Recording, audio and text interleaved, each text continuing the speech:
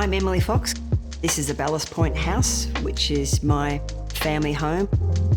We bought this house in 2013. We had a nickname for the house. We called it the Tip.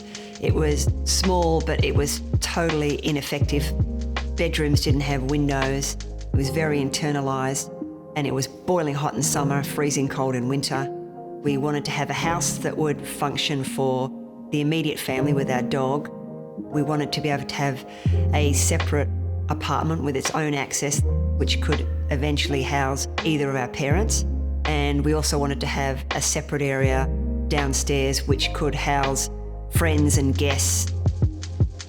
It's a very compact site, 255 square metres, so you end up with a very vertical footprint. We wanted the building to be very functional, but it had to be as sustainable as possible. So it was all about the building's placement on the site. You're trying to capture the light as much as possible from the northeast, but you still want to enjoy the view and embrace that city aspect from the southwest.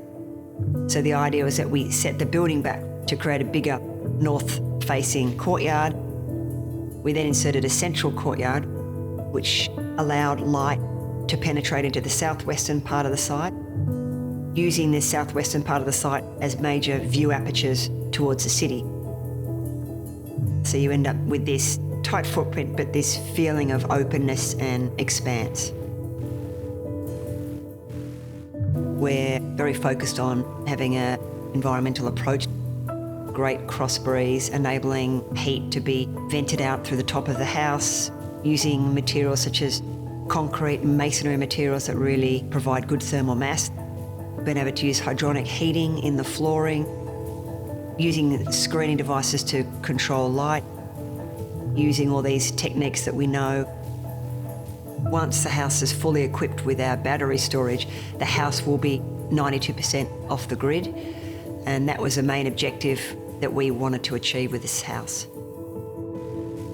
It's the first time I've used the Accoya timber, which is all the timber doors and windows throughout the house. It's great for its longevity, so that was one thing we really wanted to try. Also, the birch plywood panelling, that was something that we really wanted to integrate throughout the house. So it's a very simple palette of materials that we've tried to work with. And I think you almost have to experiment on your own home to then become confident that you actually see it working in a domestic setting. I'd have to say my favourite time of the day, especially during the winter months, is the sort of mid-morning to lunch. You've got this beautiful sun trap, and that front courtyard is just a really special place. The courtyard is very compact, but the idea is that you can look through the house from garden to garden to garden, and then there's that idea of that connectivity to nature wherever you're sitting. That was really important, that we could open up the place as much as possible, make it as permeable as possible, so each space is getting enough light and breeze to function properly. Birch Grove itself as well is a really eclectic mix of buildings. Even on this street in particular, you've got apartment buildings, terrace houses, single houses, dual occupancy buildings, tiny cottages, so you've got this great mix. I suppose that was one of the challenges with building this side. How could you do a building that fitted in but obviously was contemporary enough, that had its own sense of identity? What I like about the end result is that the house feels very calm and serene to me, but it also functions as a robust family home.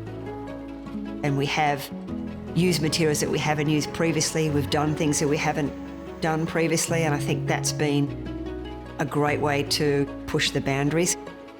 Having that really prescriptive brief of wanting to make this an intergenerational home was something that we really had to nail. It was something that was really fundamental to our whole approach. And I think it's a really beautiful end product that everyone can enjoy.